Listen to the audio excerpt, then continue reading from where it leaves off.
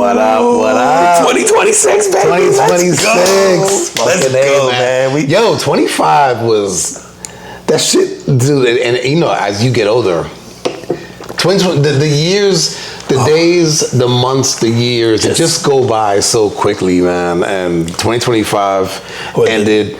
It's like that expression with children: the days are long, but the years are short, or whatever. Like I do feel that way more and more the older I get. What's funny is that even one of my sons told me this week, he's just like, "Yo, I feel like, you know, like he remembers the New Year's party that we had at the end of 24, coming in 25. He's like, man, 25 went by so quick, and I'm like, man, you're 18 and saying that shit. Wait till you're 50. You know what I mean? Oh, man.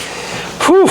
Well, let me get him back, man. Welcome back, everybody, to the Carpet Footman Podcast. He is Juan and I'm Sean, and every week we get together, have a few drinks, talk about things going on in the world, try to focus on things making an impact, whether they be good, bad, or otherwise. Hit him with a drink of the day. Tell y'all what y'all shouldn't have let me have before we recorded this podcast, because it is about to go down. You shouldn't have fed me alcohol. I was already hyped going into this. We got bourbon in it. We got a big bowl of ice. We got a big bowl of ice. We got the first ever guest on the podcast. We got Martha. Let's go, Martha. If you're watching the video, you can see Martha on the desk. Martha on the mantle. Martha on the mantle is making her first public appearance on the Carpet Footman Podcast. Not to be confused with Snoop on the stoop. Maybe he'll also make an appearance on a future episode with Martha. I don't know. We might bake together some shit, or maybe we'll have them make the cocktail. I don't know. There you go. Anything's possible. But this week, man, I had to stick with the bourbon. It's what we do. I'm not even gonna apologize anymore for old fashions or bourbon drinks. Like I like it. Delicious. But I wanted to do something with the black walnut bitters that we used a couple weeks ago. So this is I call this one the Black Walnut Smoke Show, and it is 2 ounces of this Still Austin bourbon. I specifically picked this one because it is a cash strength, is 116 proof, and the reason is if you do anything smoked, which we tried to do a variation of this cocktail smoked, we didn't get it quite right, so I gotta work on that. But if you're smoking a cocktail, especially bourbon, you want it to be 100 proof or higher, because I did not know that. Yes, it's not the time for subtlety, man. You want that shit to have some backbone, because it's gotta overcome the smoke or whatever. So Still Austin, which is my first time trying this one, actually. So it's a bourbon from Texas, which you wouldn't normally think of Texas as a bourbon spot, but it's not bad. It's good. I like it. Yeah, no, it's great. Sub $50 bottle. I think it was like $40 or something. We did 2 ounces of that. Did about 2 or 3 dashes of black walnut bitters, 2 or 3 dashes of orange bitters, about a 1/4 ounce of maple syrup. Build that in a rocks glass. Build that in a mixing glass, pour it in a rocks glass with a big ball of ice, and then do an orange peel, squeeze that oil in from the orange peel, and then just drop that in there and smoke it with cherry wood if you have it. If not, it's still good. You could smoke the orange peel or not. It's good either way. You do different variations of it. But if you have a rocks glass, make sure you use, for the smoking, make sure you use a smaller ball of ice, because you need the drink level to be kind of low in the glass. I feel attacked. in order for the smoke to kind of stay in the glass. I may not have learned that lesson the hard way. Go on to TikTok. You may or may not see it. I don't know. My cocktail smoker is dipped in water. It won't even smoke anymore because it has been submerged in bourbon. I told you, don't push it down. There's a really stupid video. I'm trying to think of the cut. If I eliminated it from the cut, it may not be there. I don't know. But if you see it, I look real stupid trying to push it into there. But it's delicious. Try this out. New take. It's kind of it's very old fashioned esque in the build. Absolutely. But yeah, the Black Walnut Smoke Show, man. Make sure y'all try that out. It is delicious, and it is the exact cocktail we wanted this week. We wanted some shit with some bold flavors that does not hold back. Because you gave me some homework last episode, and you told me to watch the Diddy doc, and so I watched. Oh yeah! Doc. Before you get into that though, okay, the drink that you made, I guess 2 episodes ago, which was the Santa's old fashioned, right? It was Santa's old fashioned with the cinnamon. Oh yeah. And it had, so I did, like, I went home, I made my version of the simple syrup. Okay. Right? You cinnamon stick, whatever. I did not have those black walnut. Okay. But I used that shit, and I used the simple syrup. I used the Angostura bitters, orange bitters. Oh, you did too. That still hit. It still hit. All right. Yeah, that still hit. So Santa's old fashioned. And there was folks that was at. So I did. We did Christmas Eve at my house. For those of y'all that was there, y'all know I had to exit left a little early. But you know, word in the street is you went to sleep at 7 p.m. Every time I hear the story, time gets earlier. Word in the street is it was still daylight out, and Sean went to bed on Christmas Eve. That's how much he Santa's old. Well, you know, I had to go to bed early in order to get up for the children. Oh, because you got to play Santa. That's right. That's right. But no, man, this shit hits. The other one hits too, man. So either one. Oh yeah. Try them out, people. Let us know what you think. As always. All right, man. Also, fuck you, Cody Rhodes, for taking our idea on your podcast. Yo, man, at least give us a shout out or something. Man. There's some podcasts out there now doing drinks to start, and they having and the guests have their like drink, and then they have one, and then they.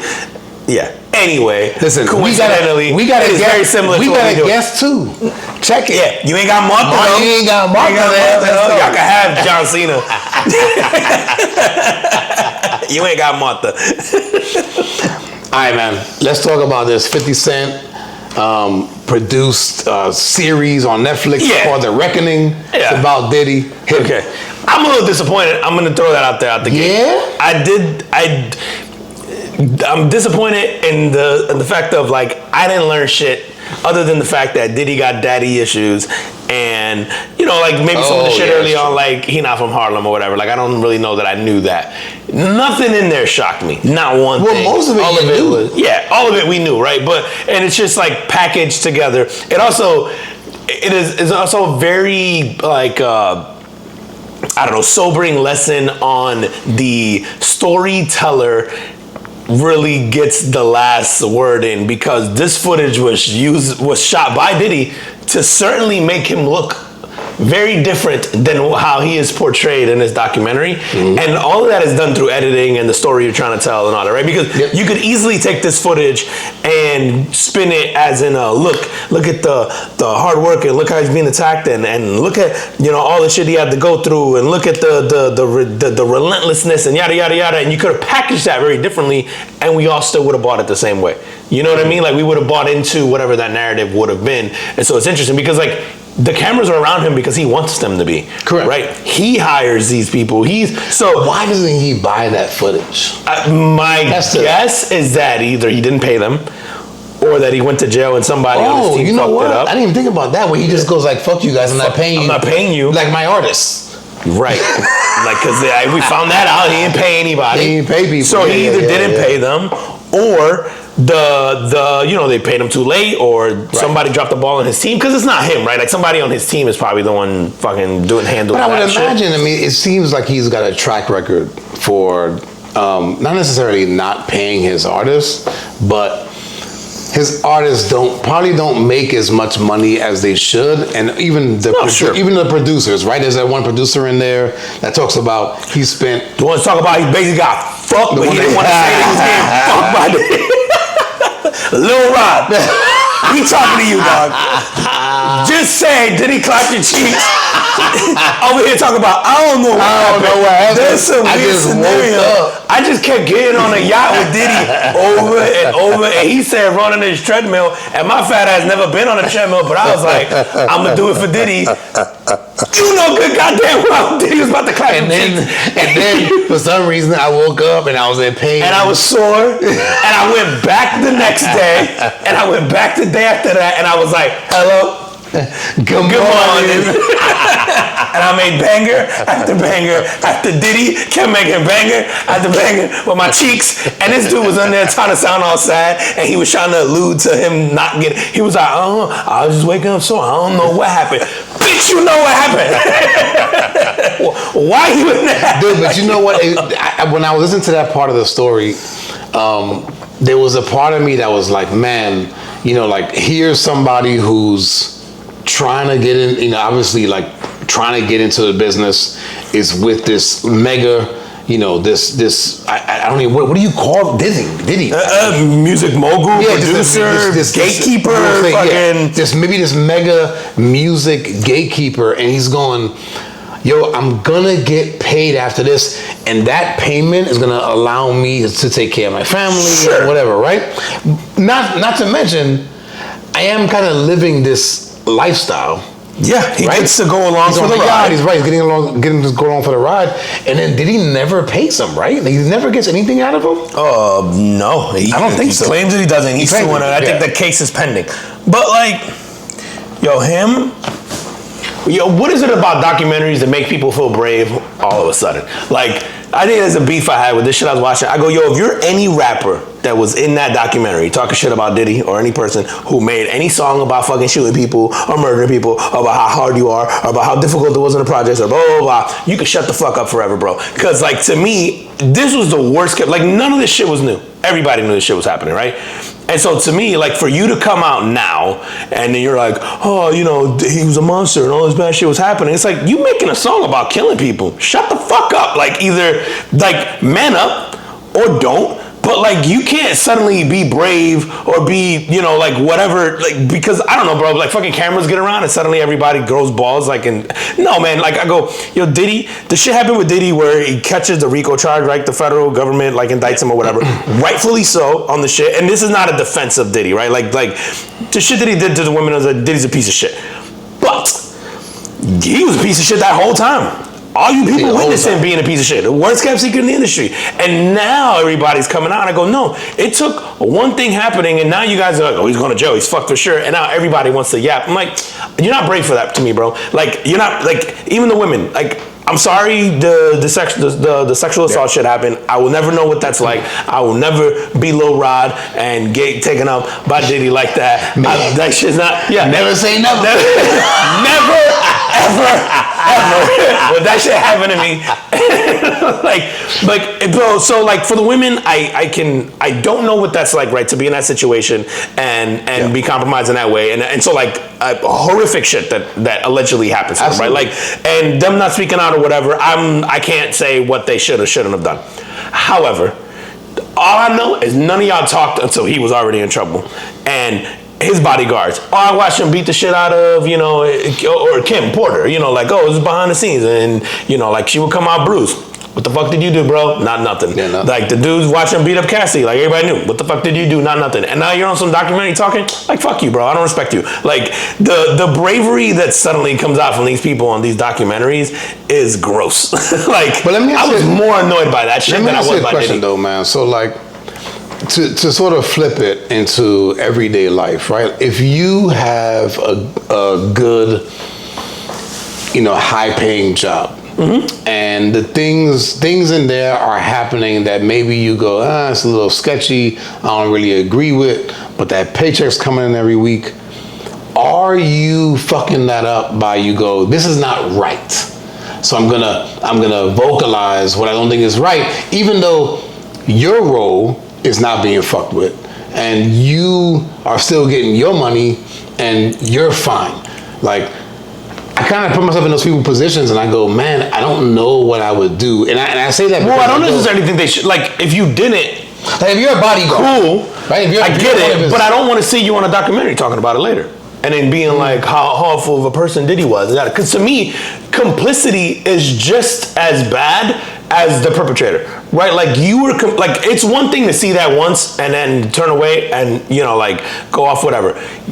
Fucking Diddy's assistant was with him for 10 years and she's on there whining and crying about oh, he tried to kill Kid Cudi and he brought me with him to go murder fucking shut the fuck up. You were his assistant for 10 years, bro. You had 10 years to come forward. Right, you saw that shit. And now because he's in handcuffs and he's in federal custody. Yeah, she was in a good spot, bro. She was in a great, and I get that. I get that. And also, I don't even blame them for that part. But I can't. I think I can't say that I wouldn't to come out now.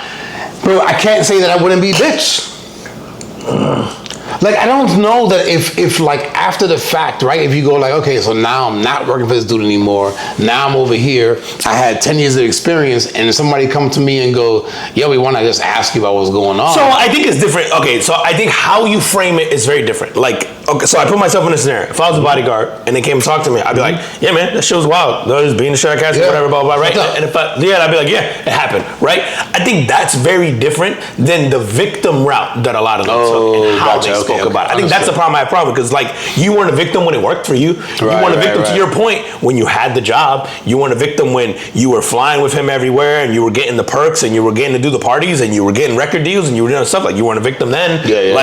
You reaped all the benefits of it, and then when it no longer fit you, and I'm not saying that at the time you didn't feel like shit. Those things can be true, but you decided at that moment in time that the cost was worth the reward to you, and so. To me, then, you gotta eat that. Like, I think I have a problem with them coming forward as like a victim. You have to admit though, like, yo, that shit, like, cause to your point, it's not that I would never talk about it, but I'd be like, yeah, I was there. She was wild. We was having a good time, bro. We was in Ibiza. He beat the shit out of her, and I was at the pool. I seen him come out of the room. Yeah, but like, I didn't really see it happening. Yeah, but then my direct deposit hit, and my sight went away. Yo, did you see the? Dave Chappelle came out with his new Netflix special, right? Yep. Yeah. Which is great. He has a bit on there where he's like, where he goes to Diddy's house and he has a whole thing about going in and whatever. You guys go watch it. Yeah. But he does say, he goes, there's a point in which Diddy's has a drink and he's swirling it around and he's like, yo man, so what are you into? Right? And he kind of goes into what he replied with, and then he's like, I didn't even realize I could fuck Cassie. Like he'd have played his card, right? And you know some of that shit is probably true, right? Dude. And not for nothing, man. And I didn't know this. I didn't know Diddy was the one. So remember when Dave Chappelle got attacked? Mm-hmm. Oh, sorry. Somebody got on the stage to attack him. Yeah. And he said that Diddy was the one. I don't know if that was true. No? I don't know if that. I thought he was just embellishing that part. Oh shit, man! I gotta look into that. I don't know. Yeah, because he said, he goes like, "Yo, I can't be mad at a dude that saved my life." See, maybe right. I gotta go back and look. I don't know if he was the one because I feel like I remember that scene. He does say some shit on there where you go like, "Okay, that's not true." Right. So I think it was his way to embellish it, but I also think it's his way to say like, "Bruh, I hung out with this dude. I did shit. I did whatever." Like, I'm not gonna shit on. I think the thing with Chappelle, right? Probably one of the most prolific storytellers of our generation. Good, GOAT comic, right? And then now has become more than like a comedian. He's like just a fucking wizard at spoken word, right? Like, because a lot of the last two specials have been. There's like a formula, quote unquote, in comedy where it's like laughs per minute, right? And then you basically want to keep people engaged, and it's certainly pretty much the case. That. He's absolutely ignoring that. However, because he is at the level that he's at, he's capable. We know he's capable of giving you a laugh, fucking every 5 seconds, right? Like he sort of has, afforded himself the opportunity because of his greatness to now just go, I can give you an hour and make you laugh 4 times really hard. However, you're gonna listen the whole way through, and he's just an amazing storyteller. And he did that. So if you're a Chappelle fan and have sort of watched him kind of go through his progression, the way he weaves the history and then has like you learn shit through watching that, man. You learn some history, like the story about Stevie Wonder, right? And where he tells him to go to the John McCain. That was just like, dude, weaves all this historical things with personal, just brilliant storytelling. The Nipsey Hussle thing. Oh my god, man. Just if you guys haven't think, it just again, Dave Chappelle is so brilliant that he's able to like weave all these stories together and add personal anecdotes and just like so good. But I think the way he went about it was like he didn't shit on Diddy. It was like, I was kind of there. He's like, yo, it's fucked up what he did. Like, I kind of like the route that he took. And then he also took the route of like, yo, the same thing that took out Jack Johnson, right? A boxer, was the same thing that basically they used to take down Diddy. And that they used against him, which he wasn't convicted of. Right. But it was the thing that they tried, which is the trafficking thing. Right, yeah. But what's it called? The Mann Act. The Mann Act, yeah. And so like, I think what I liked about Chappelle's take on it is like and it's going back to what we were starting with, is he found a way to talk about it without shitting on the person that you clearly knew was doing fucked up shit. You know what I mean? Like everybody, bro, if I knew Diddy was doing fucked up shit, Dave Chappelle knew Diddy was doing fucked up shit. Yeah. Like, everybody knew. And then all, you know, like, we all suspect that he had something to do with killing Tupac. We all suspect that had something to do with Biggie's death. We all suspect that he beat the shit out of, or no, we know he beat the shit out of Cassie, Bro. right? Dude, also, and just real quick, the Cassie shit, it even gave me a different perspective on that, which is like, being the shit at Kathy is fucked up, and like for that, yeah. I think he's a piece of shit. The sexual shit, where Cassie seems to be, I think two things can be true. I think Cassie can be into that stuff, and Diddy can also be an abuser. Meaning, I think hiring a gigolo and doing all the freak shit and all that stuff, like, I'm not gonna. But she was clearly enjoying that. Correct. Right. I mean, that seems to be. And like, I think if you're Cassie, it is very possible that Cassie's like, yo, I got a man who is Diddy, who is just powerful and connected and is like, you know, we were talking about this shit before, like relationships or whatever on our last podcast. Like, you got Diddy, who for all intents and purposes, like, you hit the jackpot in terms of a lifestyle you're gonna live, right? And then you go, she's like, I'm a freak, I'm into some wild shit. This guy's also going to let me indulge in some of that freak shit. Again, this is just speculation. I go, it can be true that she was also into that. Right. And maybe it got pushed too far. Or maybe she didn't want it anymore. Right. Or maybe she's like, I really wish we could just do all this other stuff without you beating the shit out of me. I think it is very possible that those two things can be true. I think that from Diddy's perspective, I think that he just needed to be in control of every aspect at every moment. And so if there was a moment in which he thought shit was going sideways or wasn't going exactly the way that he wanted, then he would flip the fuck out. Yeah. Right? And so, but to your point. Why do you think that is? I don't know, man. I think that maybe some folks just have the really, like, I guess, really bad control issues. So as I saw the narrative on a lot of podcasts and a lot of the like headlines on the doc where he's a power freak or power control freak, right. He's on a power trip, and so what the narrative was is that he just is obsessed with wanting to be so powerful that that's why he did all this shit. My perspective on it was, this dude is somebody. You remember when the shit happened with Will Smith, and we were like sort of psychoanalyzing, like the Will Smith, like if you read the smack, right? Okay. And then if you read Will Smith's book, there's shit in there where he talks about right, like his mom being abused in front of him and all this shit, and then totally not doing anything about it, right? If you didn't read Will Smith's book and see the slap, you don't really understand why he probably had to do that at that time. Yeah, right. The book almost goes, oh, I get it. It's wrong. I totally understand. But I understand how he got there. And the book came out before the slap. Correct. So it's not like it's a justification of the slap. The book came out before. But if you read the book, you go like, oh, yeah. Like, of course you did that, right? So, like, but the Diddy thing, and they talk about his childhood and his upbringing and the shit with his dad and all that stuff, and I go, oh, you're just some dude with daddy issues, and you got bullied and you got pushed around, and so now you're in this control position where you have this thing that everyone likes, which is access to the music industry, and so you're gonna exert that and hold that over everybody's head as much as you can because your insecurity and your fear and all this shit is embedded in, like, I don't want to get bullied, I don't want to get pushed around, and so I've now obtained this power that I can use it to just like bend people at my will. I don't know that it's a power trip per se. To me, it's more of a, like, I'm just gonna overreact to all this shit just to show you, like, I ain't a bitch. And it's almost like because he's overcompensating for the fact that he's kind of a bitch. You know what I mean? Like, because to me, it's like, you ain't hear one story about Diddy fighting anybody. You ain't hear one story about Diddy like holding somebody like on his own. You know what I mean? Like, it was all what he could get other people to do for him. Only Kid Cudi and Lil Rod. Lil Cudi, did he go into his house, open his Christmas gifts and shit, and bro, you come to my house and open, you ruin Christmas, dog? Nah, bro. And then I'm like, yo, not one of these dudes try to fight this guy. Not one. All of them out of fear, right? That was the one thing that I was waiting. Suge didn't kill you, bro. It's been 30 years. Suge didn't kill you.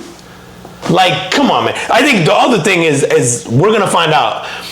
I think at some point in time, Diddy is connected to some people that are more powerful than him, and that's where the real fear comes from. Right. Is that Diddy got away with this for so long because Diddy knew some people and was in bed with some people, like fucking pun intended, that allowed him to get away with this for as long as he did. Because again, worst kept secret ever. Everyone knew he was doing this. Yeah. And it took till now. I go, he just pissed off the wrong person at some point in time, and this is why he's being indicted for this. How many people died when Diddy gets out, bro? Like, we gonna everybody on that documentary? Lil Rod, you better move the fucking Panama, dog. The one thing about documentary is that kind of like hit me hard was I kind of knew a lot of this shit already, but to see it in a 4-hour time span, it made me kind of look at him differently. Okay. Where it was like, before it was like, oh, Diddy was accused of X. And then it would be like, here comes, a year later, there's like a bunch of bangers from Diddy. A couple years, like just bangers. And then it's just like, oh, here's some other shit Diddy did. And then bangers, right? Like all the hits that he was putting out during that time. We separate the art from the artist. Oh my God, bro. Like, do we ever? We separate the art from the artist. I told you, Diddy's a hit away from us forgetting any of this shit happened. He got me defending him already on the spot. You know what? Speaking of that, man, let me run through this shit real quick because I pulled up this thing where it's like it shows like the musicians that were assigned to him. Go. All right, so here we go. Notorious B.I.G., probably number one ever, right? Yeah. Okay, Faith Evans. Yep. Keep it rolling. Mace. Yep. 112. Cassie. Yeah. Which Cassie got bangers. Yep. Shine. Yep. Which he's in the documentary too, right? Yeah. But he's in jail. Yes, he's out now. Shine's like the fucking governor of wherever he's from, whatever country he's from. But The Locks. I didn't know this one. Janelle Monáe. Oh, I didn't know that one either. Who's I should have known. She got the haircut. Singer. She makes them all get that same haircut. I should have known. Now I'm thinking about the fucking the Dawn Dirty from Money. Janelle Monáe got that same haircut. Fuck, I should have known. I should have known. Pink, it's Pink sign on him. Pink got the haircut. It's Pink on Bad Boy. So Janelle Monáe sing like phenomenal singer songwriter, amazing artist, yeah, and then actress too. No. Yeah, like, right, yeah, like good for her. Like she's one of those artists that like the art comes first. You know, like there's people who are famous where you just go like, oh, they're performers or the looks or whatever. No, Janelle Monáe, the talent is the And two movies that I can think of recent. What's the one of the 4 women at NASA? Oh yeah. No, I know what you're talking about. I can't think of the name. And then the other one where, but Taraji P Henson's in that one. Yes. And then the other one where she's one of the women in like this area where they're keeping them as slaves, but in modern times. Oh. Have you seen that? Antebellum. Sounds right. Yeah. Anyway, Dream, I've never heard of, but that's one of them. Young Jock. Yep. French Montana. Yep. Montana. Yo, New Edition. Oh, I didn't realize New Edition. Had but no Jodeci is on. Yeah, Jodeci I'm sure is on there. Pitbull. Oh, I didn't realize Pitbull. Me neither. Machine Gun Kelly. I did know Machine Gun Kelly. And then a group called B5. I don't know them. Jodeci's not on this list. I think they're. Yeah, I think that's one of them. too, bro. Which I would put as number 2 probably. Which I don't know why she's not on after Notorious B.I.G. I think because she was in Uptown and so was B.I.G. and they let him take Mary J. and Notorious B.I.G. at that time.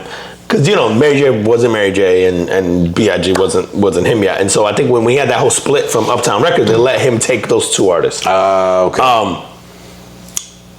Bro, Diddy's was responsible for the soundtrack to our youth. And I think we talked about this the last time we talked about the Diddy shit when he was getting arrested. Is like every or not every, but like most of the main songs, he's either attached to the artist in some way, had some type of influence over, had like, bro, I think about like my middle school years, like for me, in like elementary, it's like Mary J. Blige, it's Nas, right? It's Jay, it's Biggie, it's Mace, you just think about from like 96 to 2003, fucking Diddy dominated TRL and the charts and all that stuff. Or his artist did. Remember Diddy Dirty Money?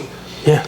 That was like 2012? No, that was recently. But like I'm saying, we don't even get to that, bro. You think about the obvious ones are like B.I.G., Mace, all that shit, right? Right. But then you remember when he had Mark Curry and fucking that whole group in the early 2000s was get this money, take this money, now let's get it. That shit, the fucking Harlem Shake thing dominated in the early 2000s. That was like the dance everybody was doing. You had a little Bow Wow in fucking music videos doing the Harlem Shake, doing that shit. He not even from Harlem, and he had people doing a dance called the Harlem Shake, bro.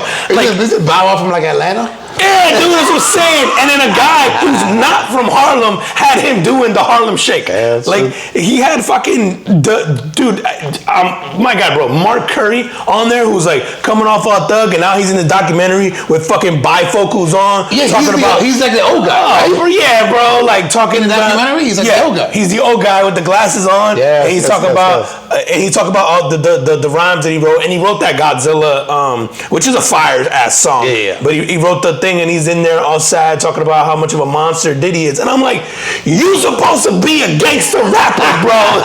Like, I don't want to hear no more songs about you fucking people up ever again. I'm like, I don't even want to hear shit from 50. Like 50, I know you keep it petty. Don't talk shit about 50. I'm petty too, goddamn. But even 50. Don't talk about 50. I'm gonna assume 50 got 150 hours of footage, and we only saw 4, right? Yes. So 50, or not even 4, right? We saw probably an hour, right? It's 4 hours in total between the 4 episodes, but like footage Diddy recorded. Yes. He's got 150. So my assumption is that he's saving some shit, for later or whatever, right? Dude, like, have you heard about the rumors that he got shit on like LeBron? 50. Don't leave LeBron alone. Just like I told him, don't fuck with you. Don't fuck with LeBron.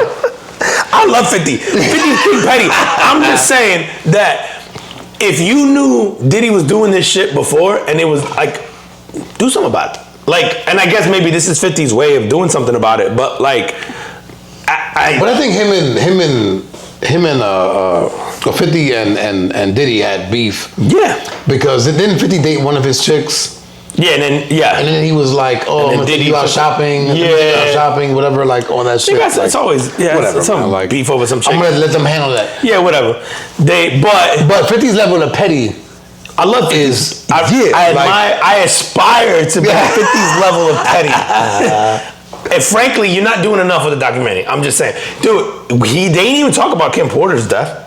Oh, that's true. Kim Porter died how long ago? Kim Porter's passed away, bro. Not that long ago, and I'm gonna Google it just for like the fact that you didn't touch on that tells me maybe out of respect for her family, maybe you didn't have enough to make it. No, there's a Reckoning Volume 2. Longer than I thought ago. 2018, Kim Porter. I don't know why I thought it was more recent than that, but passed away from pneumonia at 48 years old. Oh, wow. Not something you die from at 48 years old, like died out of nowhere, kind of unexpectedly, not kind of, definitely unexpectedly. I'm shocked. Oh, she actually died at 47 because she died. So yeah, her birthday's in December. She passed away a month before her 48th birthday. Okay. So she passed at 47 from lobar pneumonia. She is the mother of most of his kids, of King Combs, Quincy Brown, Jesse James Combs, Delilah Star Combs. I think Justin is the only one that's probably not hers, of Diddy's kids. Maybe he's got a few others, but didn't even touch on her death. And I know there's a lot of talk and controversy and all kinds of accusations behind her death and him.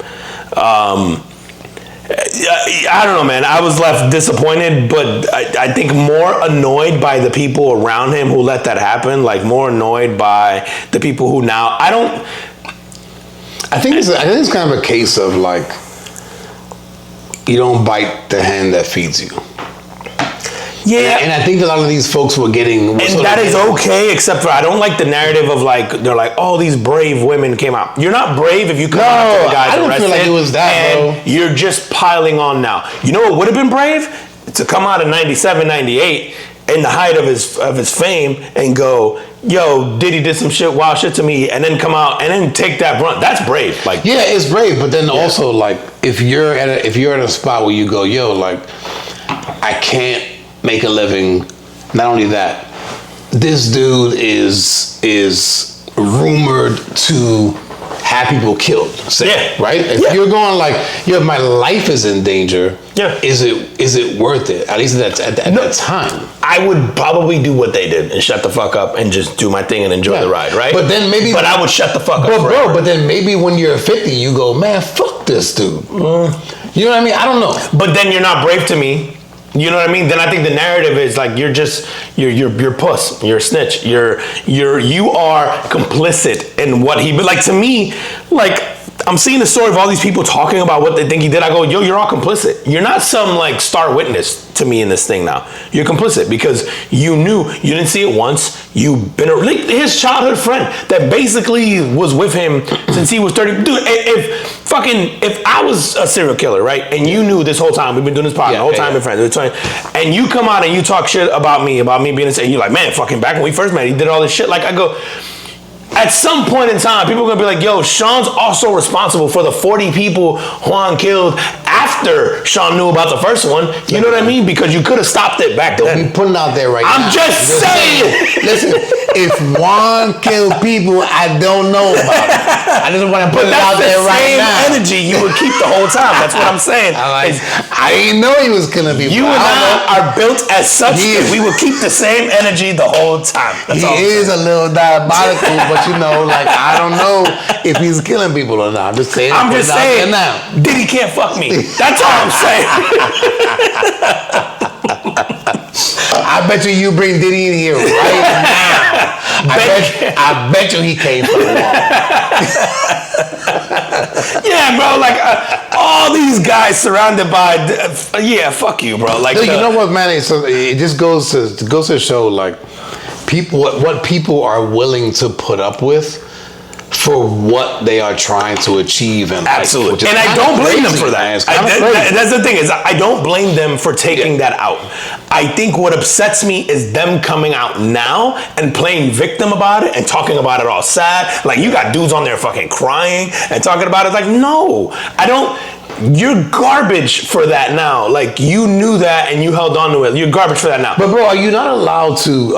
And again, like they were adults when this happened. But dude, like you know that there's shit that happens to you early in life, and then later on in life you can look back at it and go, man, like I shouldn't have put up with that, or that was fucked up, or whatever. Like I don't know, man. I kind of have empathy for people like that, where you go.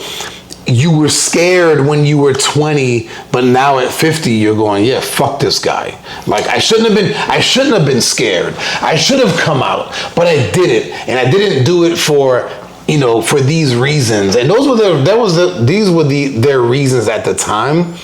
And so I'm kind of empathetic to those people where you go, yeah, like there is some times where you put up with stuff, and then later on in life you look back and you go, man, I should not have put up with that shit. Yeah. So yes, I think the answer yes. Like you're allowed to feel that way. You're allowed to feel remorseful. You're allowed to feel like I think in private. I think to me is you benefited from the silence. So you got to keep that same energy. Like to me, it's like if you benefited from the silence, then I have to hold you to the same standard that I'm holding Diddy to. But you got to be allowed to. Like you got to be allowed to change your mind. Right? You know why? Because to me is okay. So I would respect it more if you still had something to lose now. Right, like to me, I can buy into the remorsefulness of like if you said like to your point, because I do think that's possible, right? And then now if you go, yo, I'm walking away from this, I'm still at this thing, I feel I've done all this shit for years, I'm in this stage of my life, whatever, I'm looking back, right? I think where I draw the line is you're no longer benefiting from this, and that's where it's an issue, right? Makes sense. I think that's where I draw the line. Like no, like I can't. I don't know. That's where it. Yeah, no, I hear that. Like he said, if you were still on the payroll, would you be voicing your opinion, right? Or would you? Right. If you're benefiting from the silence, still, right? Would you be on this documentary talking about it? Yeah. Probably not. Probably not. Like, yeah. I don't know. But I do think you're allowed to, like what you were saying, I do think you're allowed to feel that way and all that. I'm not going to look at you as some hero or as like, oh, thank goodness you came out, or you're so brave, or da. I'm like, nah. Like, you're just one of the complicit people who, to me, you're just a star witness now who took a deal. That's how I look at it. You know what I mean? Like, that's what you are. Yeah.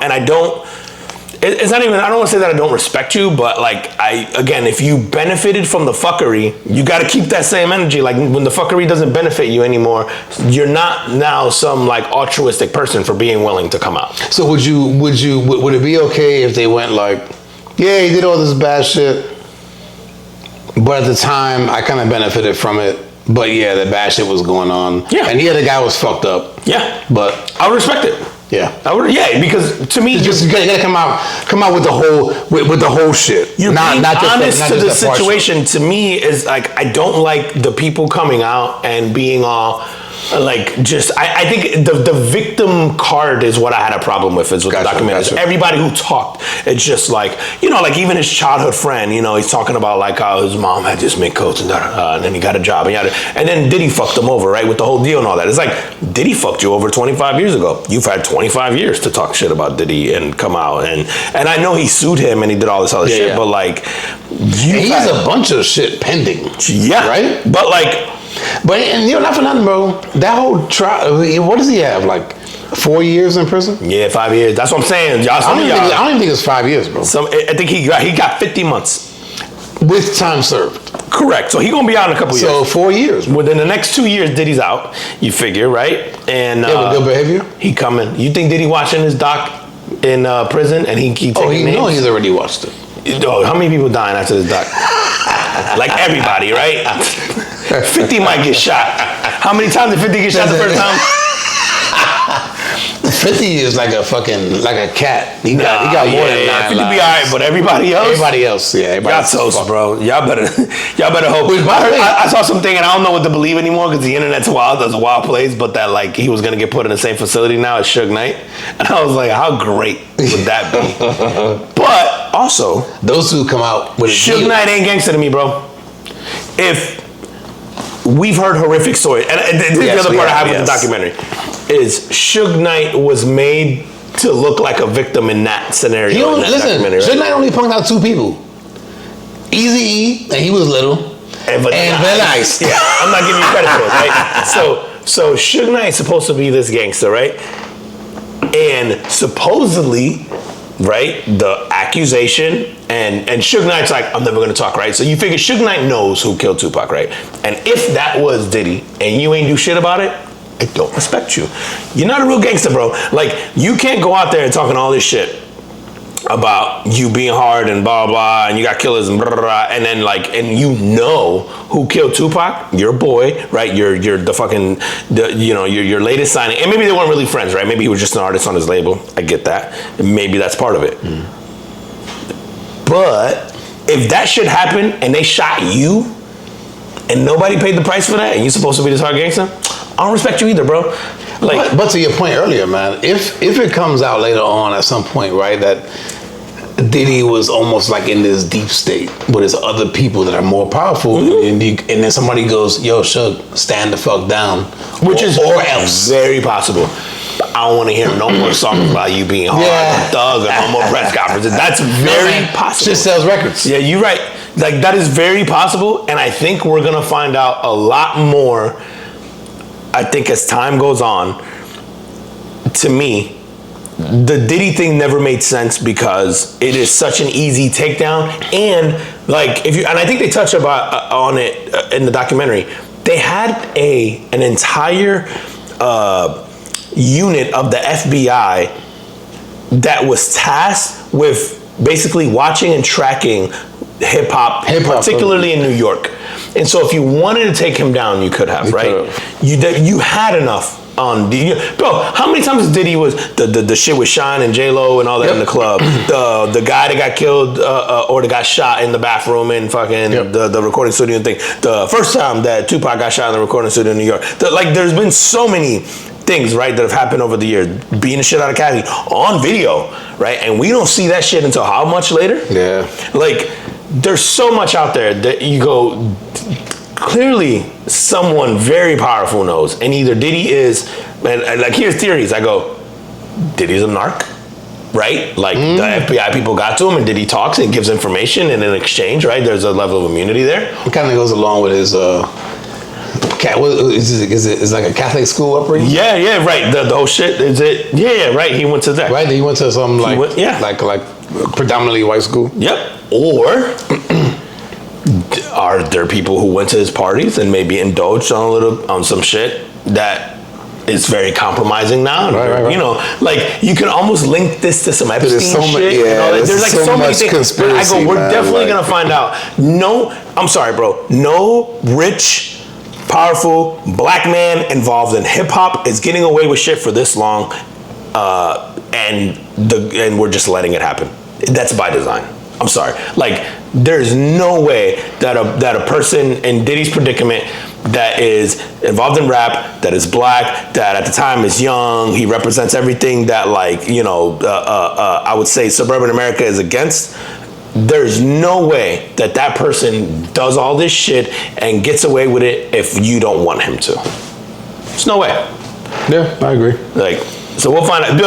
Who do you think? So the other shit I was thinking about was watching the documentary. Who do you think is a documentary 10, 15, 20 years from now, from today? And we're gonna it could be anything. It could be music, it could be politics, it could be movies, it could be like, who do you think now? Because there's a lot of people where it's like worst kept secret is. Like Diddy is like, again, none of that shit shocked me. It's like worst kept secret in entertainment. Obama.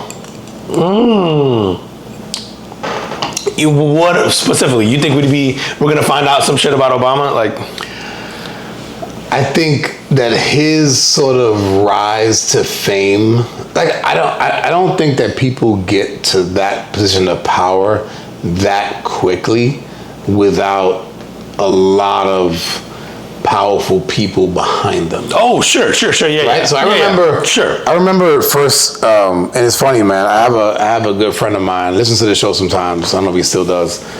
Dave, if you're listening, man, shout out to you, Dave Hoogelin. He reminds me, this is probably like, I guess, when Obama got elected in 2008. Yeah. This is probably like 2006. And I remember walking through a hallway at our place of work at the time. And we saw this guy on TV. And I had only seen, it was from, remember the Democratic convention that happened that kind of got him sort of like started on his stardom almost. And I remember going by TV and going, that's your next president. And when he got, I totally forgot about that. And when he got elected, my boy hit me up, Dave hits me up and goes like, yo man, you called it. And I don't even remember. Oh, I didn't even remember. Was that the speech he gave at the Democratic convention? It was after that was when he was fire, like, bro. He just caught fire, right? Okay. But it's like, it's almost like, and I'll just call it the deep state because I don't know what it is, but it's like, if the deep state doesn't want you in power, you're not going to be in power. Well, it is by design, right? Like they take someone and then they just... So it's like... You now, put all your money, resources, people, power, everything behind it, right? Yeah. Now, granted, like, Obama gave a lot of people hope, right? Yeah.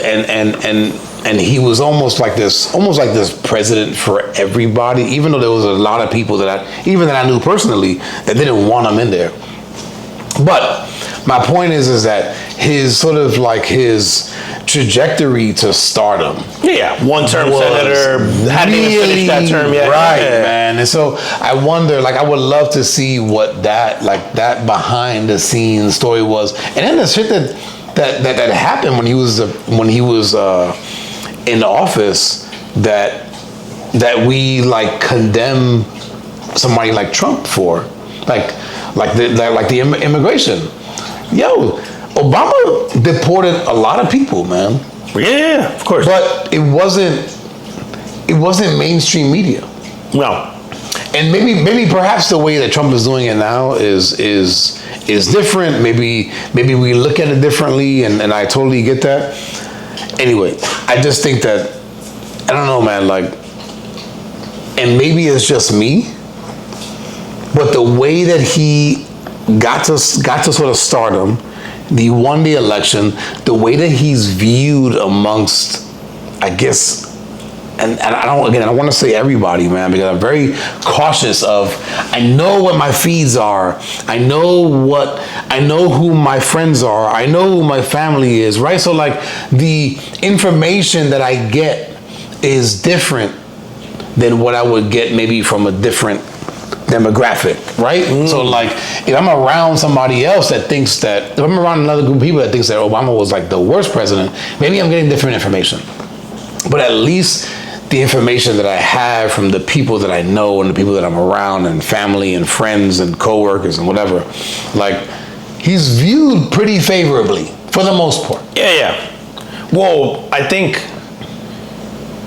man, Obama, it was like lightning in a bottle. I think he worked so well at that period in time. Like Absolutely. We were coming off of, like the market crash, right? It was like the biggest recession and God knows how long, like in a century, right? Like in But terms Bush of like wasn't impact. a bad president. No. But I think You know what I mean? Bush gets the issue with Bush was towards the end of his presidency, his what do you call that? His approval rating was low, like because Bush got the 9/11 thing right, and then it was like he led us through sort of like a resurgence of this pride in America, right? And then you get the market crash of '08. Yep. But there's a buildup to that from like '06, '07 that is happening like. And I think people just became less and less enamored with Bush. And so I think Obama just happened to be like the perfect candidate at the perfect time. Because you just need who knows to put this guy in place? Dude, I think to your point, there's like a deep set. There's people who go, hey man, we could run another old white guy, or we can run this super charismatic, eloquent black guy, and a black guy is ever going to win, it's now. And I was going to say, and the other thing is like, and this is not a diss against Obama. He's black, but he's not too black. No, of course. You know what I'm saying? No. And it was Listen, it's just Obama, like this perfect fucking. If Obama's autobiography read like Donald Trump's, he wouldn't have gotten elected. Like if you took the names, right, and you put Obama's autobiography and you gave him Donald Trump's autobiography, Obama doesn't get elected.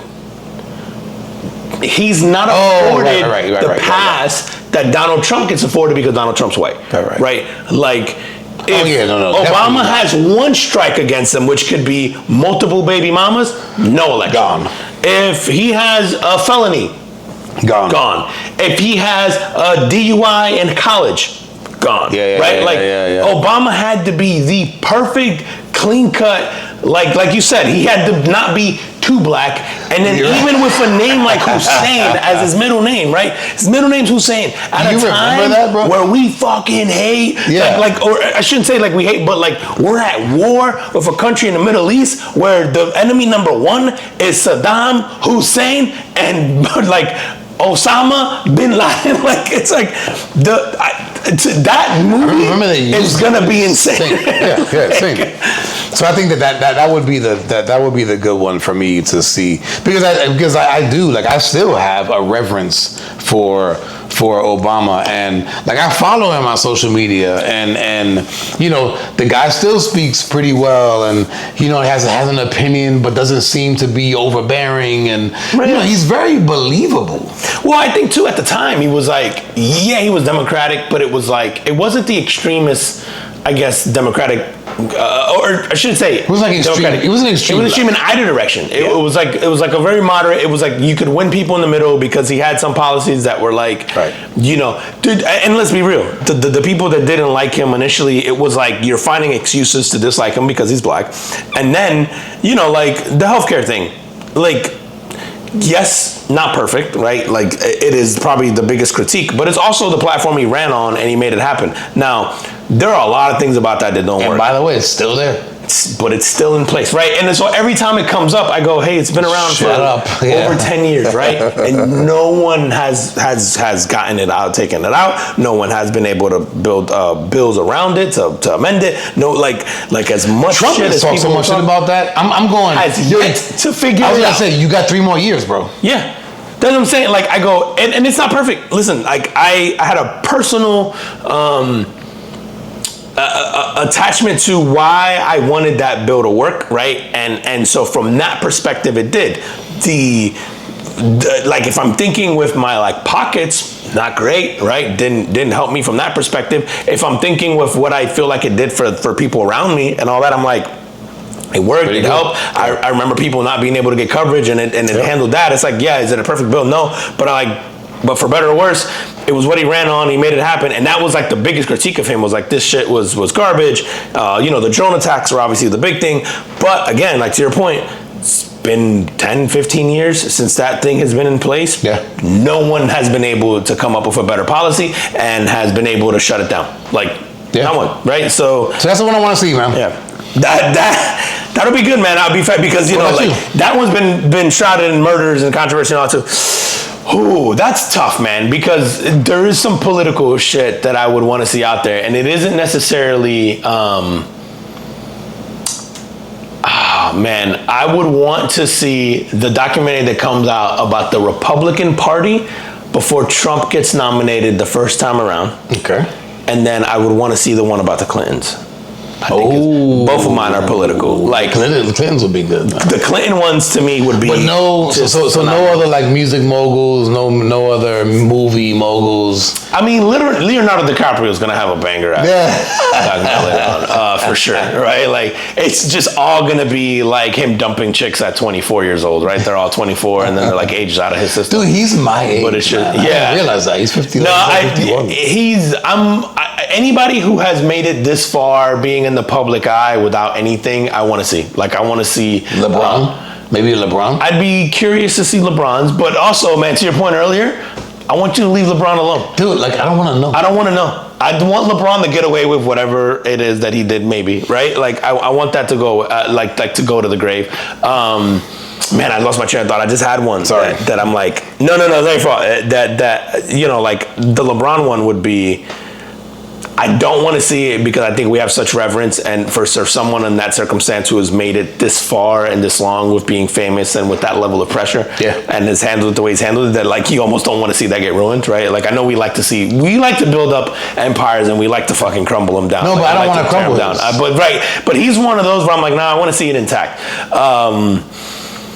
But yeah, actor-wise, man, I still think so. The Harvey Weinstein thing deserves that's a good man. Like, because that's another one. I'm very upset by the people who profited from the Harvey Weinstein. Like, their silence benefited them. Right. And then now you want to come out. And then now you want to come out. Like, I have a real issue with that, man. And listen, the sexual assault stuff, I'm not even gonna touch that because I'll never know what that's like. I'll never know what that feels like. I understand why people don't say stuff and don't come forward. I understand. But I also think, I mean, to your point, I also think that, like, if you got into a situation, again, this guy is not necessarily forcing himself on you, but you're choosing to kind of go along with it because there's a power dynamic there. It's gross, right? But like, you can say no. But you don't have to. You don't have to be an actress. You know what I'm saying? Like, you don't right. do it. And I know we gotten too far on the other thing. This MTV shut down this week. Okay. December 31st was the last time for MTV, meaning the playing 24/7 music videos, right? Which I know we have that. I was gonna say, still. It's called YouTube. Channel was doing that. But yeah, MTV still had channels that played music all day. So they had multiple. I know they had. Yeah, right. They had channels that play TV shows, and they had MTV 1 and MTV 2. MTV at some point, to me, stopped playing music videos, and they were doing just Jersey Shore.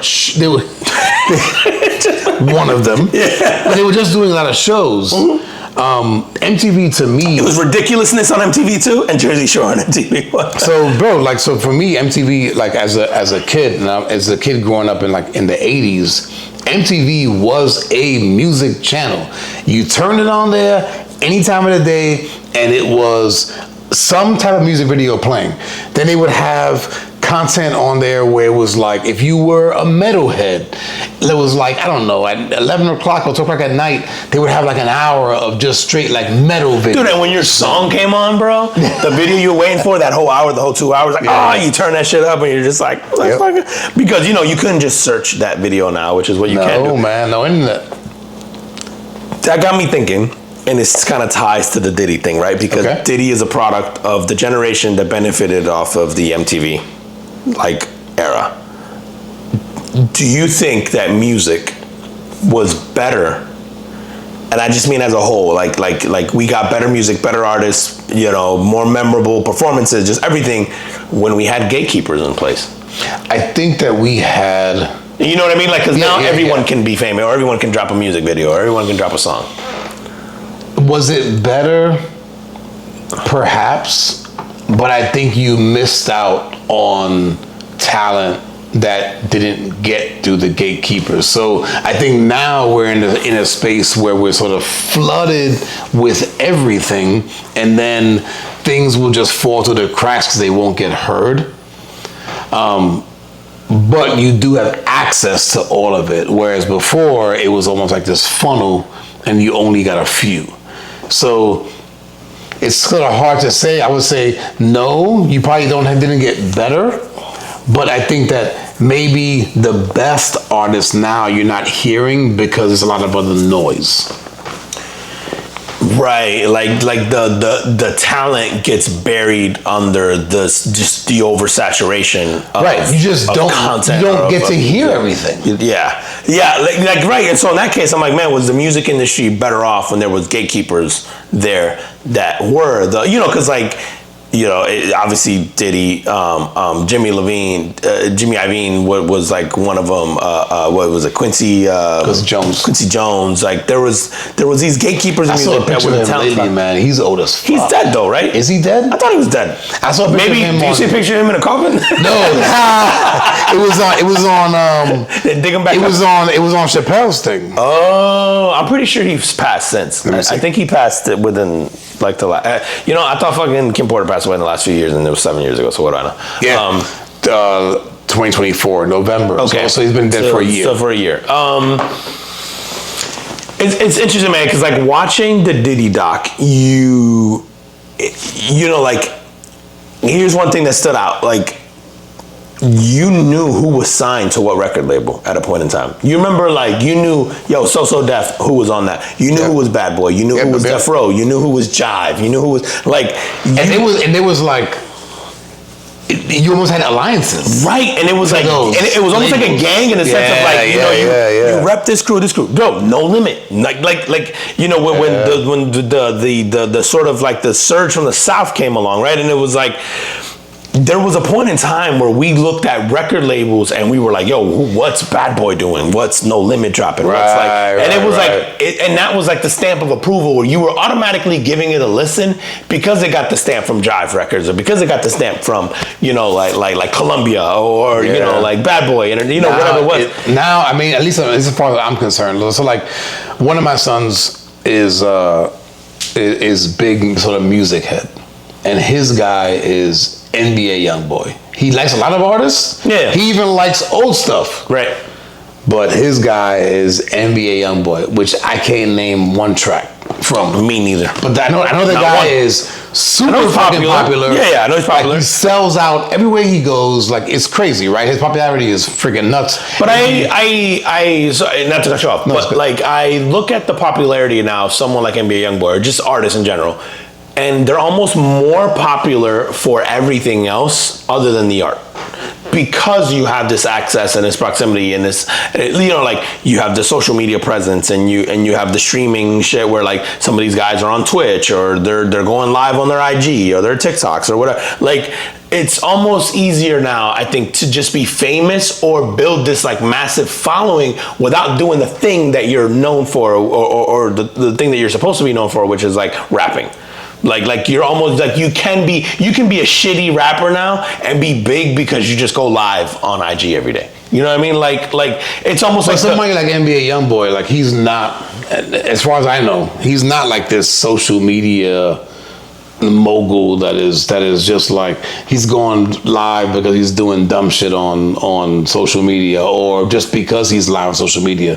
Like he's obviously built his fame through the internet. Right, but do you think it's been through music? Like do you think? I think it's been through music. Yeah, for him, I don't know enough about him. Yeah. Like, I'm not saying that to be combative. It's more of like I don't know enough about NBA YoungBoy, and this is like the old person to me now talking is like I can name you a song. Whenever I see something about NBA YoungBoy in a headline, it has something to do with anything but music, and so like my perspective of him is like, oh, he's just some fuck up who just does. Like I know he makes music, but I know he gets more attention for other shit. It's like my perception of it, but it's not your son's. Like your son's perception is like he's like greatest rapper all time. All time. Yeah. Wow. That's which I mean, and here's the thing. Now he's 18 years old. I can't tell him he's wrong though, right? No, like, because it's all perception. It's all perception, and it speaks to his generation, right? Like you know, like I did great rapper all time, Jay-Z, right? But like somebody before me might go like that's blasphemous. It's KRS-One or it's whoever else like that, right? And then there's kids before me who might go it's Drake, it's J. Cole, it's Kendrick, it's like there's like this like it's Rick Ross, right? Like Rick Ross is definitely my favorite. I don't know. Yeah. I don't know, but you know what's funny, man? He's my favorite. I don't put him at number one, and I don't know who is number one. I mean, I have a clear cut number one. Like to me, is Jay, but I have people that I like, and that like I may. And it's funny, man. I may enjoy other artists as far as like depending on the mood more than Jay, right? Like if Jay's not making club bangers. Usually, there's a couple in there, but not what he's known for, right? Like, and so depending on the mood that I'm in, like I might go Rick Ross, right? I might be like, bro, nobody makes the shit to get you hyped up. You know, like Rick Ross, like man, you can play a Rick Ross album and you're gonna be hyped by the end of it. You're gonna think you're gonna own 15 Chick-fil-A's and run a marathon, like you know what I mean? Like people. No, Wingstops, yeah. But like, it's interesting, man. Like so, your son thinks NBA YoungBoy's like go right, and so like. My perception, and I'm at this point in my life where I don't know if it's the age or my proximity or the lack thereof to things that makes me almost like not in touch.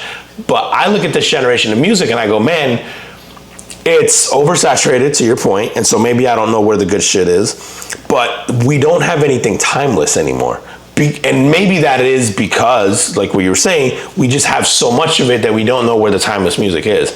But like we're listening today to like we're still playing Beatles songs and we're still playing Michael Jackson songs and we're still playing Diana Ross stuff and we're still playing like my son right now is obsessed with like the hair bands, like the Guns N' Roses and the Def Leppards and the Metallicas and like and I love all that. Yeah, right. And but like I'm listening to those songs and I'm like, man, some of these songs are timeless. Like they still slap.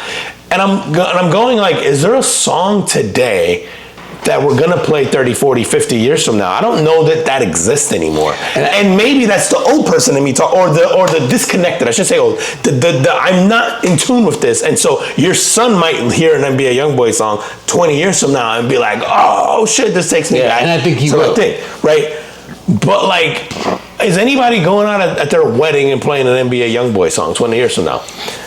I don't think so, but I'm like, but we're gonna be playing some Neil Diamond shit at some wedding 20 years from now. I think it'll be like our kids' weddings will tell that tale, right? We'll go, oh shit, this is what they're listening to. Yeah, if you're still This is playing what Cha-Cha they're Slide still- and fucking... and they will, bro. Yeah. Dude, those shit still slap But at that's parties, my bro. point, Like, is that those songs are timeless, and I don't know that we've had anything like that in a very long time. And I'm like, I'm obsessed with music. I love music. I'll listen to new shit, old shit. Like, I can't remember the last time I heard a song that I'm like, that's gonna stand the test of time. Like, no, but I do. So like, there's stuff from Drake, there's stuff from Kendrick that I go, that those will be like played at parties. Like what is it? Is it One Dance by Drake? yeah, but I almost don't. But I almost don't lump him in with like. I almost lump in Drake with like my generation and stuff, because Drake got big when I was still in my 20s. So like, to me, that's true. Drake is making like, and One Dance, that song's probably over 10 years old. Right, Yeah. like, so like, to me, that is like in a different. I'm almost thinking of. We like, gotta remember, now. man. Like those are that like. So my kids are what you're, earlier in the show you were talking about Diddy, and you're mentioning middle school. Drake is middle school for my kids. So that'll be the. So, but do they look at Drake as like, because to me, why isn't Drake their GOAT? Like, why is NBA YoungBoy? Like, to me, like, if I'm your kid's age, right, and I'm thinking of who's come out in that era, right? Kendrick Lamar, right? Drake, J. Cole. They have we'll see. The Weeknd, right? From an R&B perspective, is just. I mean, The Weeknd is one. Like, we were just talking about this like off air. Like, The Weeknd has songs that will stand the test of time, right? Like bangers.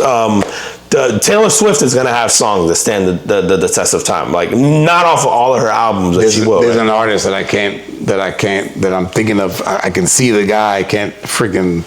Dude, think about Tyler the rock Creator. bands. Who? Tyler the Creator. I don't think has songs that stand I the test don't of have time. no. And again, he's one of those guys where it's like NBA, where I go like, I know Tyler the Creator is mega famous, but I don't know his music. But it doesn't mean that 10 years from now at one of my nieces or nephews' wedding that they won't play a Tyler Creator song, and then his generation goes nuts. But that's just his generation. I guess that's what I'm getting at. It's like, it's like if a song from Heavy D came on, right, for anybody over 50 at a party you threw, right, they're all gonna lose their shit because none of us do, right? But if a song from Biggie came on, all of us are bugging, and I think that's like what I'm getting at. But until when, right? So like your mom is not. Nah, Hypnotize comes on. I think everybody in the room knows. I think your mom, Hypnotize comes on. Your mom goes, I've heard this. I know this. I've seen it. I've heard this at weddings. I've heard it for the last 30 years. Maybe, but she's not. She's not grooving. Like even Cha-Cha Slide, maybe not, but she knows it. Is what I'm saying. It's like like even like the Cha-Cha Slide. You go, some people might hate it, and we might, but everybody's heard it. Everybody knows what it is. Everybody knows where it's from. It's like, what's that's a party song now, right? Like right, like and it is. You're right. It is a party song. Flex, but which is another Cupid song. Fuck, like right? Isn't Flex a Cupid song? Yeah. But, so here's one I have for you. Suavemente, Elvis Crespo. Yeah. You don't have to be Spanish to know that song comes on, and I know black people who get that. You know what I'm saying? Like, I know white people, I know black people, I know that song. Is he gay? Elvis, yeah, it has to be, right? Yeah. Okay. Yeah, you don't get that voice and that skin complexion and be straight. Yeah. And the hair. And the hair. No. But like that song comes on, and whether or not you're Latino, you understand the assignment is, we getting down on the dance floor. This shit is a banger, and it is generational. And that song is 30 years old.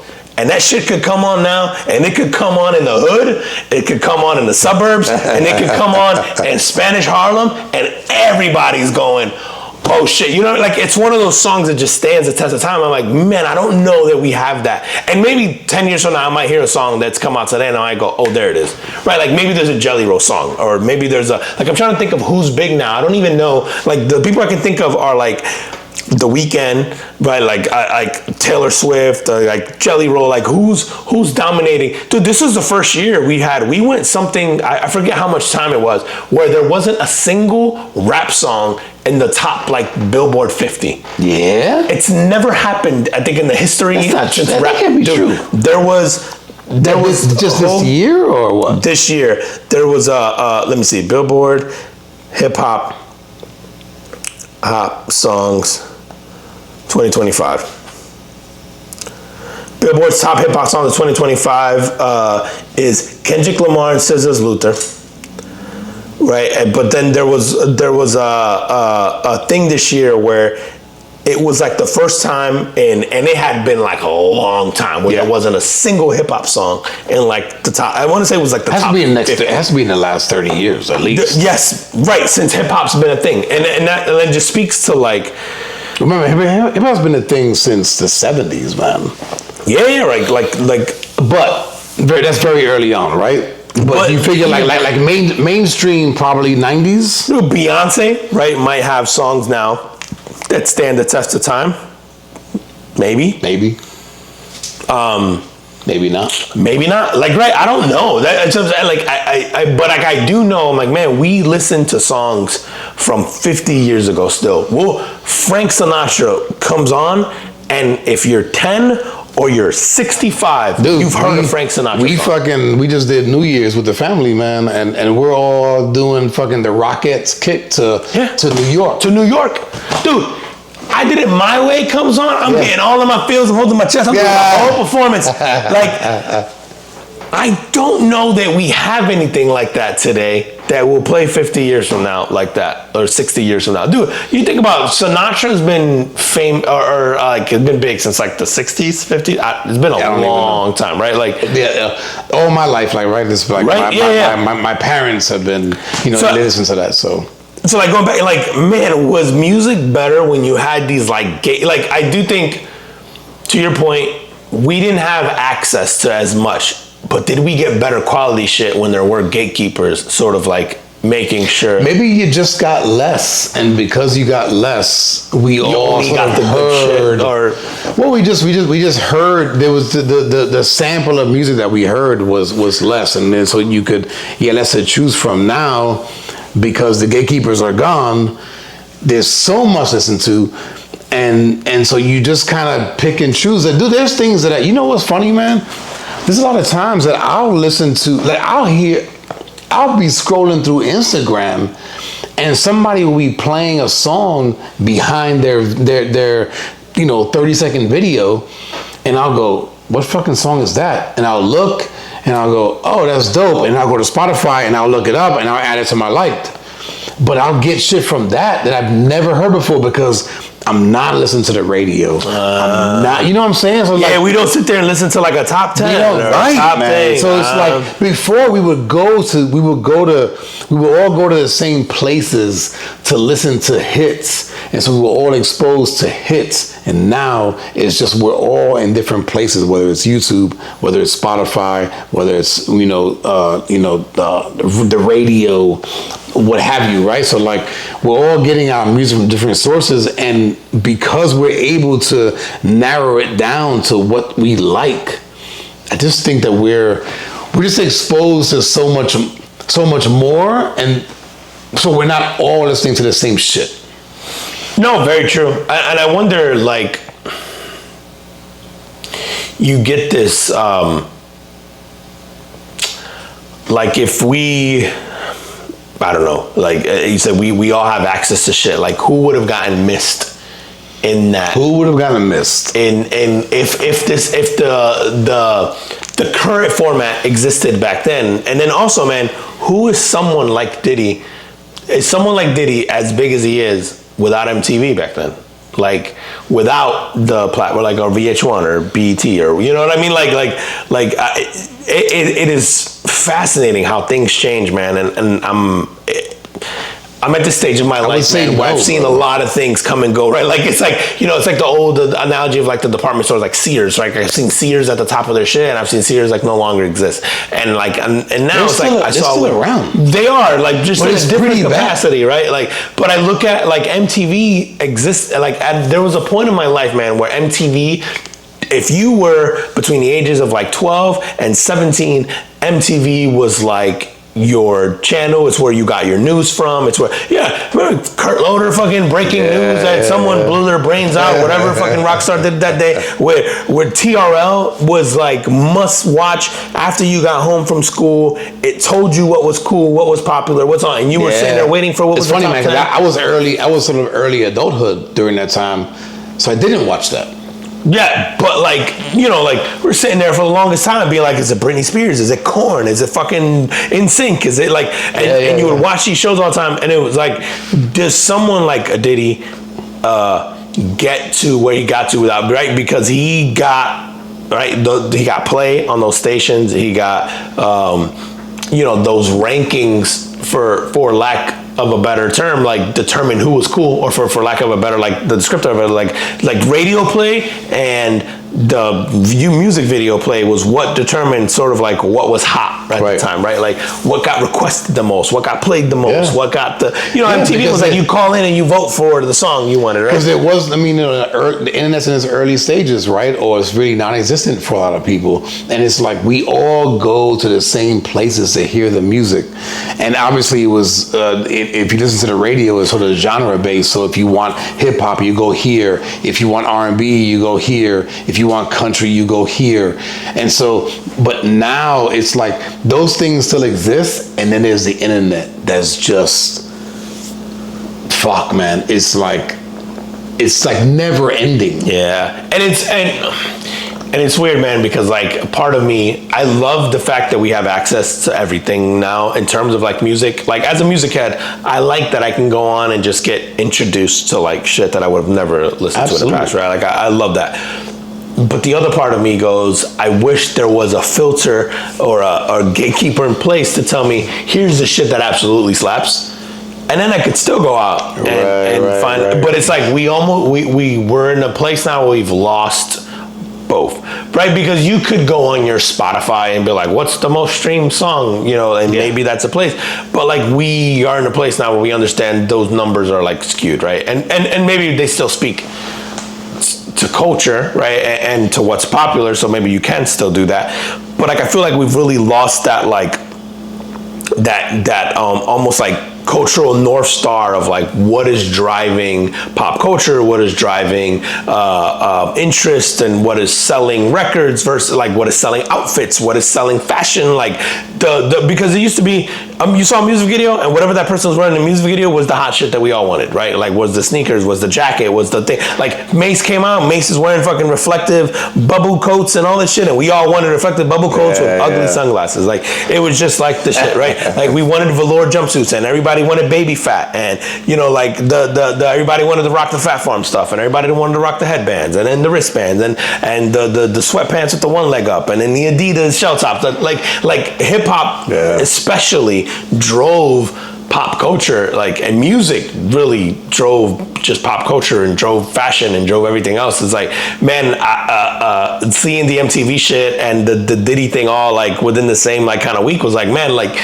that is really like the end of an era, right? An era of like just culture, not even just hip hop, not even just music. It was like culture, because like what Diddy said was cool, we kind of took as gospel for a point in time, whether we realized it or not. We weren't going, oh, Diddy said that's cool, let's do that. He was just sort of the puppet master behind the scenes of whatever that thing was. Like whether it was music, whether it was liquor, whether it was Ciroc. People were drinking Ciroc, we didn't know why. Right, you know, like we were even on this pod. We've drank Ciroc before, bro, and we're not like Diddy told us to drink Ciroc. We just knew we saw Ciroc everywhere, and maybe we should be trying Ciroc because Ciroc was everywhere, right? But it was the marketing machine and you know the PR monster that was Diddy, because the doc clearly showed us that, right? That he was very in tune with where the attention was, and he knew very early on, man. That's something that you can give him credit for sure.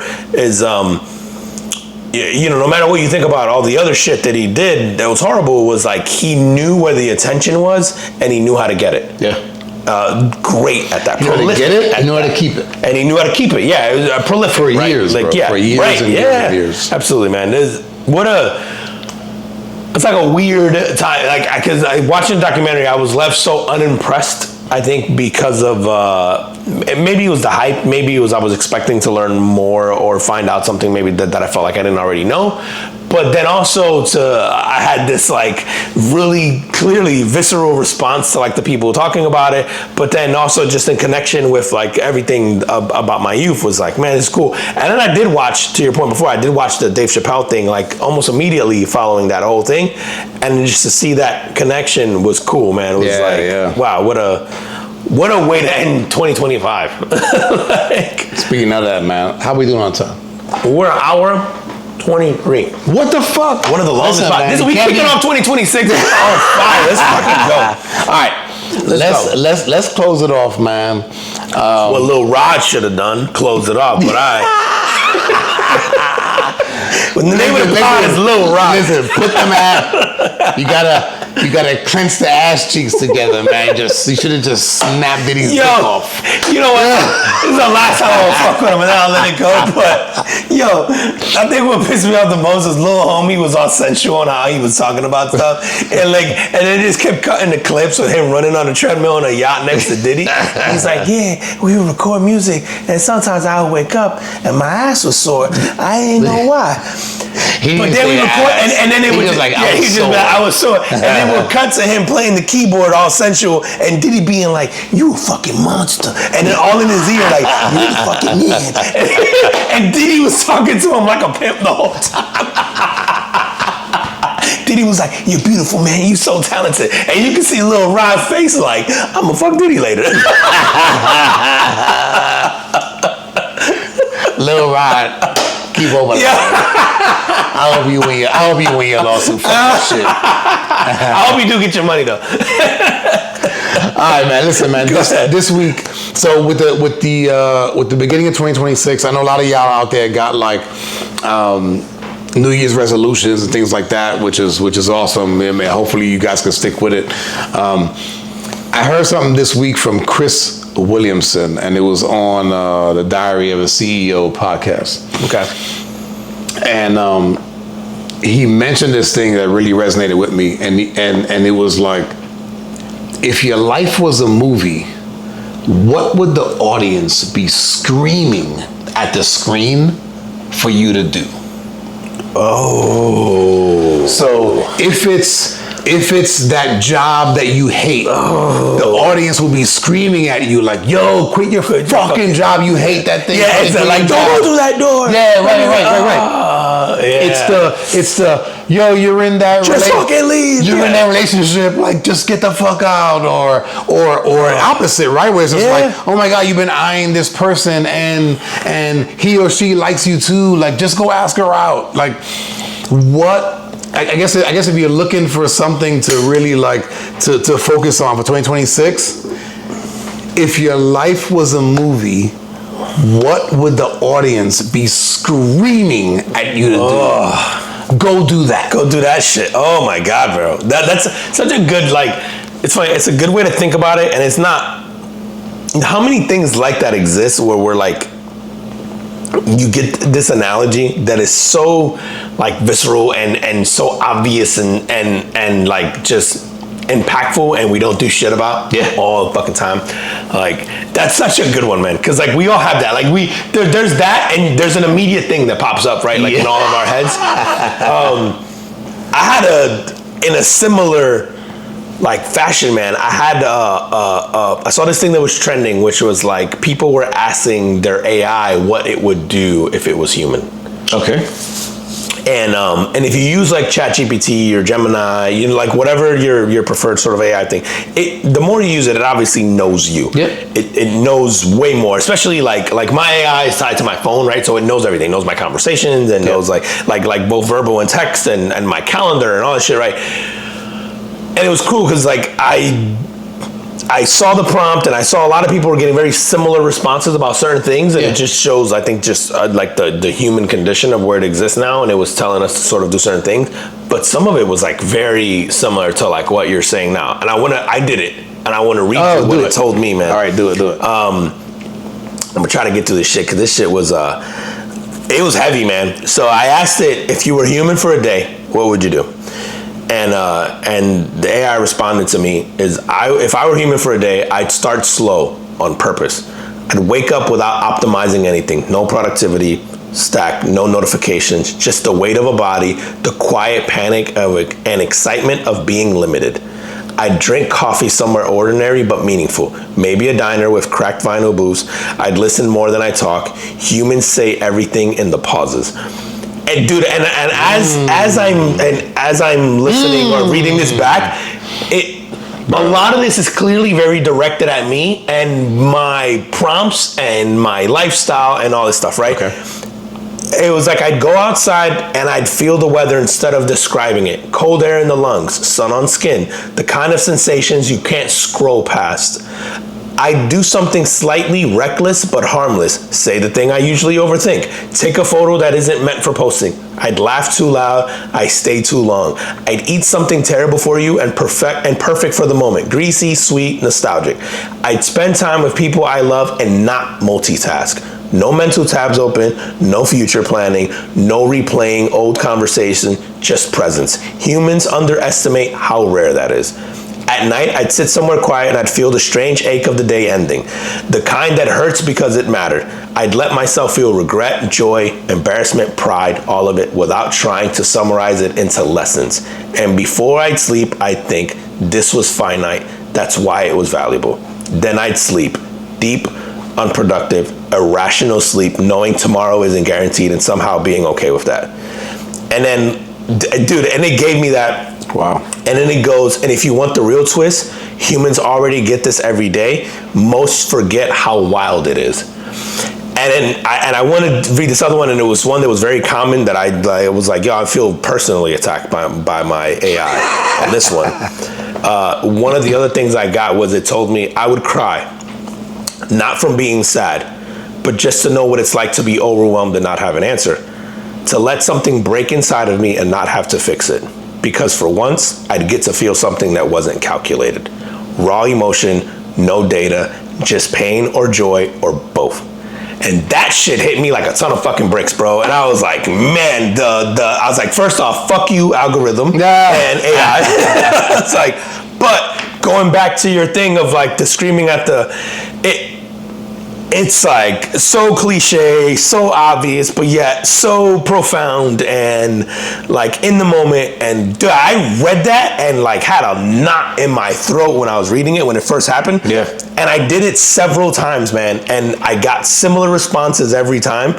And every time it was clearly, there's certain parts in there, man, that are like very, I can read a paragraph in there and tie it to something or a thing that maybe I ask it all the time. Because and just to give it context, I'm at the stage now where I talk to my AI thing, like on my phone, right? Like I have real conversations with it about anything, dude. And I mean, it could be, I'm having this issue with my kids. How do I go about this? I don't know. Like I'm looking for advice, almost like you're seeking advice from a friend. Yeah. I'm having this issue at work. Like just anything, bro. It could be about relationships. It could be about so it knows you. It knows me. It could be a recipe. I mean, just everything. It could be coffee shit. It could be so like when it's everything in there to me means something very specific. Like when I'm reading it, I think it's very like all encompassing. Like the average person could read that and go like, I should do something about it. But like when I read it, I read a response to something that I talk about almost too frequently with it in each stage of it, right?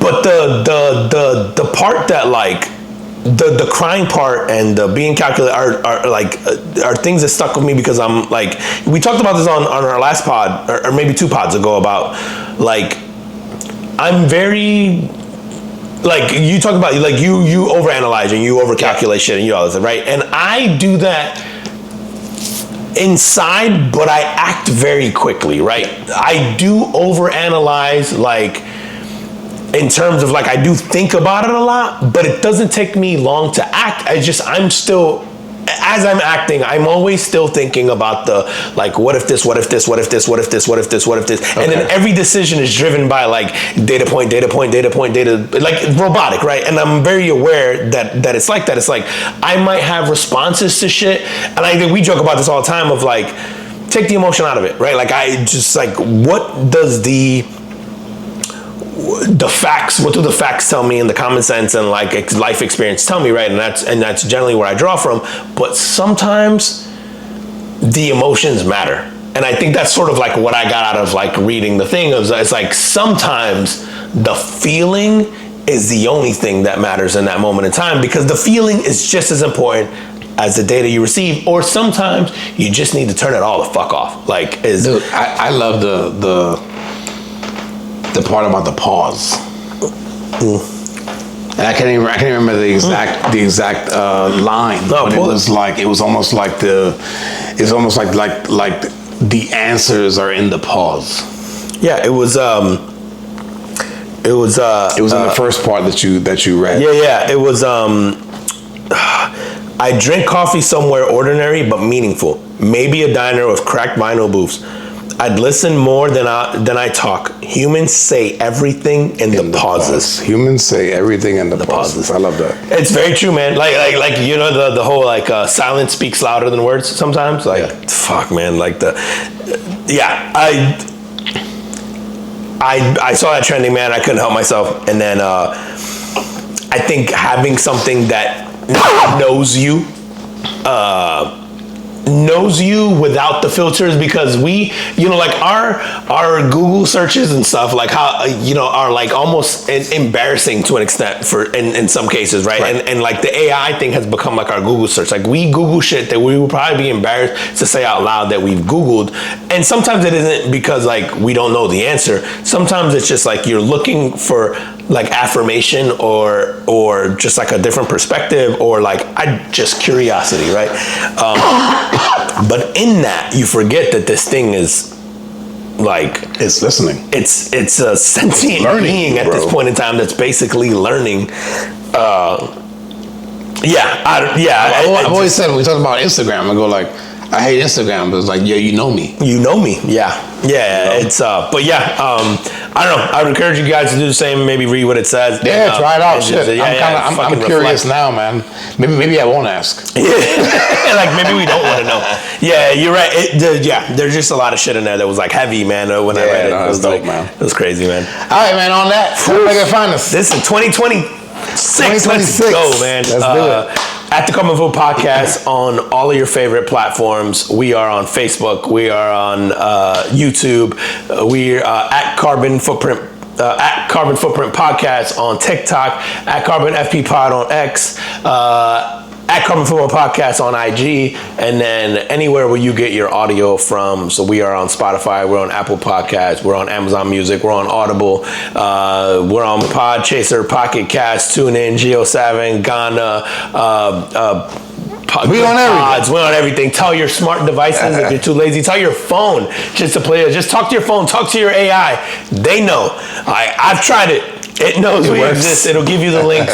Just find us, tell your people about us, and shout out to you guys who've been listening to us this whole time. I do not take the hour or two or hour and a half, or this one will be hour 36 that you guys take out of your week to listen. So yeah, and as always, I always say this, but I really mean it. You know, we're what, 5 years in? Yeah, this is 248 for us, maybe. So those of y'all that have been rocking with us, man, I really appreciate you guys. Really, really, like, from the heart. Yeah, 248 this would be. Yeah. And wish you guys a blessed 2026. Let's do it. Let's go. Get your New Year's resolutions together. Execute. And we will see you next week. See you next week. Peace. Peace.